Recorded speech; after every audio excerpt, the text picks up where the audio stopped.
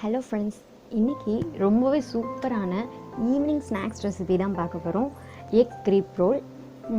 அதை எக் ரோல்னு கூட நம்ம ஈஸியாக சொல்லிக்கலாம்.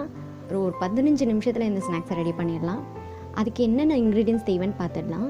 ஆனியன் 2 நம்பர், தக்காளி 2 நம்பர், க்ரீன் சில்லி 2 நம்பர், பால் அரை கப் எடுத்துக்கோங்க, ஆல் பர்பஸ் ஃப்ளவர் அதாவது மைதா அரை கப்பு, 5 முட்டை எடுத்துக்கிறேன்.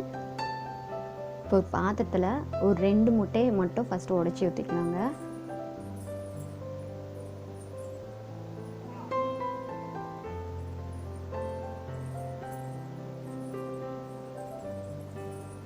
அதில் ஒரு பிஞ்ச் சால்ட் போட்டுக்கோங்க.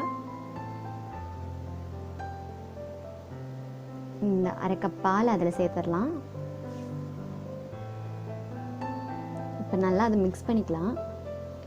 விஸ்கில் மிக்ஸ் பண்ணால் ரொம்ப நல்லா ஈஸியாக மிக்ஸ் ஆகிடும். இல்லை ஃபோர்க்கில் கூட மிக்ஸ் பண்ணிக்கோங்க.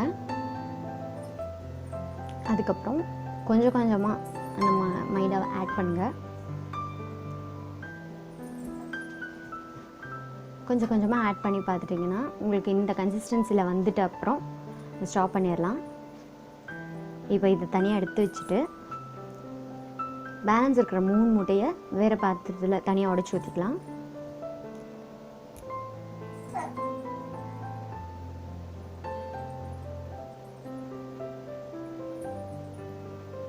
இதில் வெங்காயம் தக்காளி சேர்த்துக்கலாம். சின்ன சின்னதாக நறுக்கிக்கோங்க, அப்போ தான் ரொம்ப நல்லாயிருக்கும் சாப்பிடும்போது.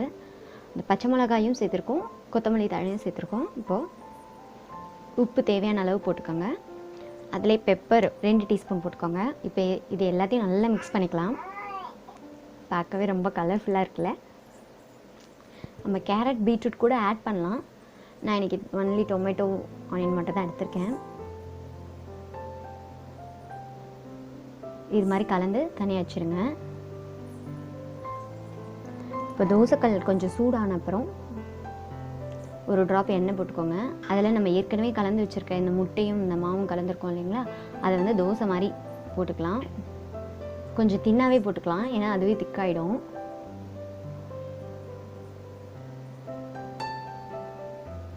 கொஞ்சம் இந்த மாதிரி சைடில் எல்லாம் வெந்த அப்புறம் இந்த முட்டையை அதில் ஊற்றிக்கோங்க. ஊற்றி அப்படியே ஸ்ப்ரெட் பண்ணி விட்டுடுங்க. பாருங்கள், கொஞ்சம் வெந்துடுச்சு. நான் இதை திருப்பி போகிறேன். பாருங்கள், திருப்பியாச்சு. திருப்பி போட்டு வெந்த உடனே உங்களுக்கு தேவைன்னா அது மேலே சீஸ் போட்டு தடவி விட்டு இது மாதிரி ரோல் பண்ணி கட் பண்ணிட்டீங்கன்னா ரெடி ஆகிடும்.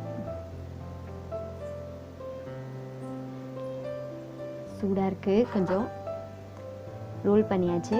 இது மாதிரி கட் பண்ணிக்கோங்க.